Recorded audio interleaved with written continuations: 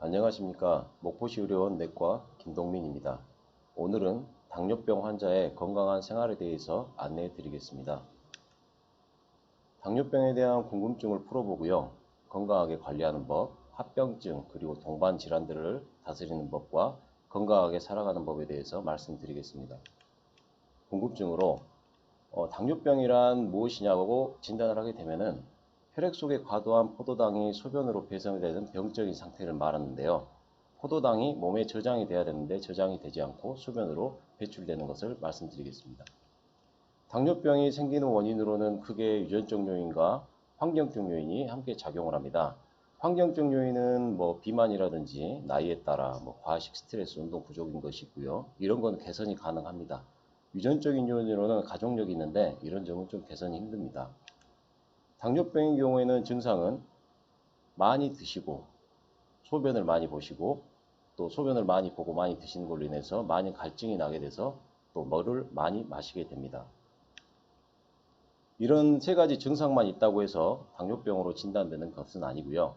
혈당 검사, 포도당 부하 검사, 당혈색소 검사들을 통해서 저희가 진단을 하게 되는데요. 공복 혈당을 기준으로는 126 이상, 식후 2시간 혈당 기준으로는 200 이상, 당활색소 기준으로는 6.5 이상일 때 당뇨로 진단을 하게 되겠습니다. 특히 우리나라 당뇨 환자들의 특징은 30세 이상 성인 7명 중에서 1명이 당뇨병 환자인데요. 서구화된 식습관, 운동 부족, 고령화로 인해서 대사증후군까지 동반한 환자의 비율이 약 80%로 높습니다. 남성에서 대사증후군을 동반했을 때 한 80%, 여성분에서도 한 80% 정도 됩니다.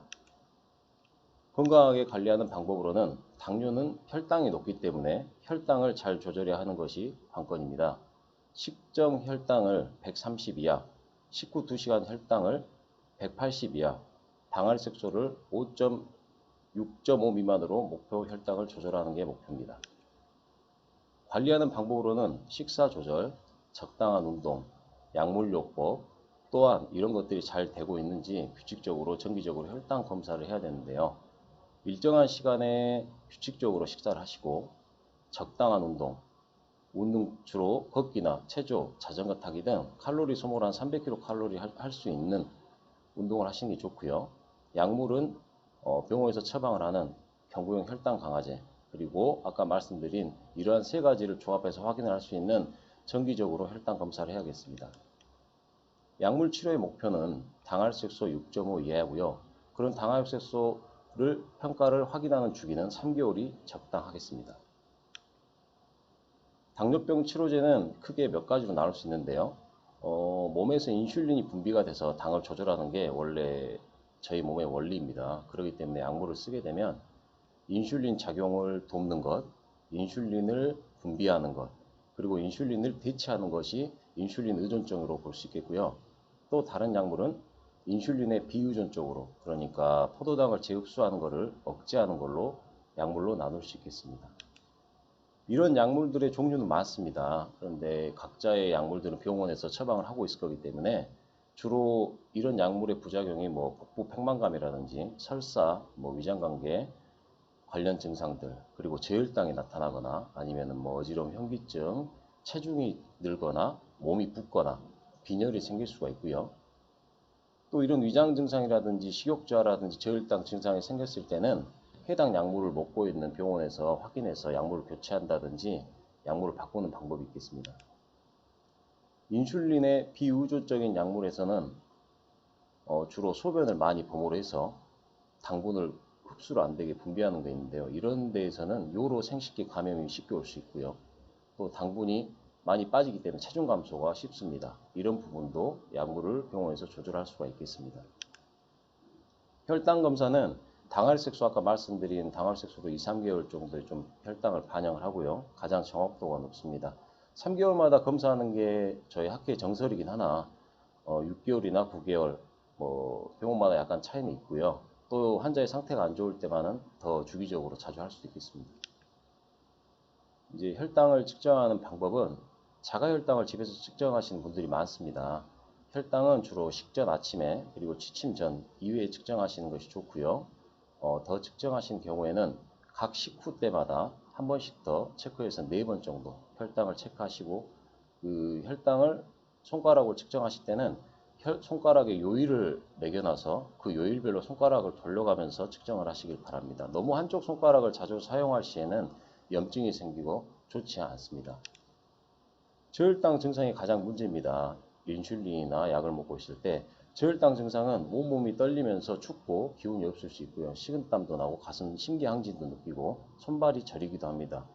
이런 증상이 있을 때는 자가혈당 측정이 있으면 즉시 검사를 하시고 아닌 경우에는 가까운 의원이나 보건소를 내원해서 측정하시고 그 저혈당 증상이 맞다면 뭐 콜라라든지 오렌지 주스, 우유 한두 컵 정도 드시면 되고요. 뭐 그런 게 없다 그러면 뭐 설탕을 한 두 스푼 정도 물에 풀어서 드셔도 됩니다. 그리고 사탕을 항상 주머니에 한 3-4개씩 휴대하셔서 그거를 응급으로 드시면 되겠습니다. 그리고 그 후에 충분한 휴식을 좀 취해 주시면 되고요. 더 심해지신 경우에는 병원으로 가셔야 되겠습니다. 합병증으로는 대혈관 합병증과 미세혈관이 있습니다. 대혈관은 주로 뇌, 심혈관, 말초혈관, 미세혈관은 이제 팔다리가 저리는 그런 증상들이 있겠습니다. 이런 것은 당뇨병 환자의 70% 이상을 차지하기 때문에 면밀히 관찰해야 되고요. 이런 합병증이 눈으로 가면 당뇨병성 망막증, 콩팥은 알부민뇨, 아까 말씀드린 당뇨병성 신경부혈증, 대혈관인 뇌, 심장, 그리고 소혈관, 말초혈관 질환이 있고요. 이런 합병증이 있을 때 콩팥에서는 저희가 1회 정도 소변 검사나 알부민뇨 검사, 신부전 검사를 하게 됩니다. 눈도 6개월에 한 번 정도 꼭 검사를 해주시고요. 신경병증도 최소한 연 1회 정도는 손발끝을 잘 관찰하고 감각 소실이라든지 검사를 좀 해보셔야겠습니다. 대혈관 합병증 말씀드린 심장 혈관이 막히고 하면은 한 60%가 당뇨병 환자의 관상동맥 질환이고요. 이런 질환들이 있으면 고혈압이나 흡연, 10년 이상의 당뇨병 유병 기간, 지질 수치 이상이 확인됐기 때문에 당뇨 조절을 아주 잘 하시고 흡연이라든지 다른 고혈압, 고지혈 정도 관리를 잘 하셔야 되겠습니다. 합병증이 발생하면 저희가 기대 수명이라는 게 있습니다. 심혈관계가 문제가 없다면 한 6년 정도 당뇨 때문에 일찍 돌아가신다고 보면 되겠는데요. 심혈관계 질환이 동반을 하게 되면은 한 기대 연명에서 12년 정도 더 빨리 돌아가실 수 있게 되겠습니다. 혈당 관리와 함께 같이 해야 되는 것들은 복부 비만이라든지 혈압이 오르는지, 지질대사, 고혈당, 이걸 지칭하는 게 대사증후군이거든요. 그래서 이런 복부 비만이나 남성은 허리 둘레 90cm 이상, 여성은 85cm 이상, 그리고 중성지방, 낮은 콜레스테롤, HDL 콜레스테롤, 그 다음에 혈압이 높거나 혈당 장애가 있을 때 이런 것들에 3개만 있어도 대사증후군이 됩니다. 이런 것들을 면밀히 관찰하고 관리를 해야 되고요.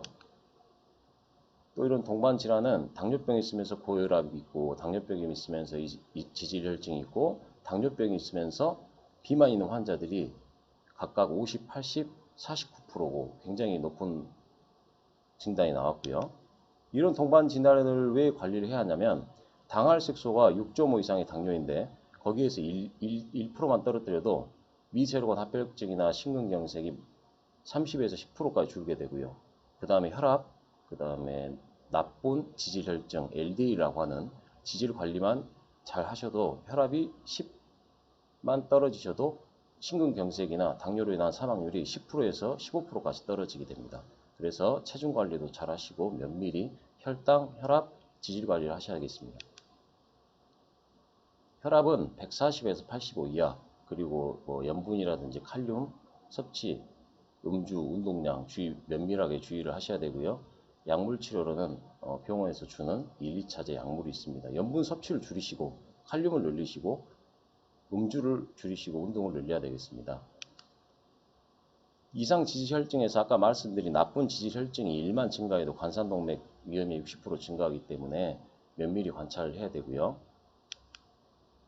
저희가 또 비만일 경우에 특히 우리나라는 서양보다 내장 비만과 복부 비만이 많습니다. 그래서 그런 경우 비만형 당뇨병 환자에서 심혈관의 발생 위험을 증가시키기 때문에 몸무게 체중을 줄이고 운동을 많이 하셔야 되고요. 체질량 지수라고 하는 BMI가 있는데 23 이하가 정상인데 계산을 했을 때 25 이상 비만, 30도 이상 고도 비만이기 때문에 남성은 허리 둘레가 90, 여성은 85 이상 안 되게 주의하시는 게 좋겠습니다. 이제 마지막으로 저희가 건강하게 살아가는 방법이라 하면 아까 말씀드린 혈당 관리가 당뇨는 주된 목표입니다. 그런데 그 혈당 관리 외에 말씀드린 심혈관계라든지 고지혈증이라든지 여러 가지 비만 모든 질환들이 함께 동반이 되기 때문에 식사 조절하시고 적당한 운동, 약물 치료, 혈당 검사 하시고요. 또 병원에서 할 수 있는 약물들이라든지 이런 동반 질환은 병원과 같이 협조하시면서 여러 가지 일상생활을 병행하시면서 치료를 잘 하시면 심혈관계 합병증뿐 아니라 오래오래 장수하시면서 살 수 있겠으니 너무 염려하지 마시고 약물 잘 드시고 병원도 잘 다니셔서 약물도 잘 드시고 항상 건강하시길 바랍니다.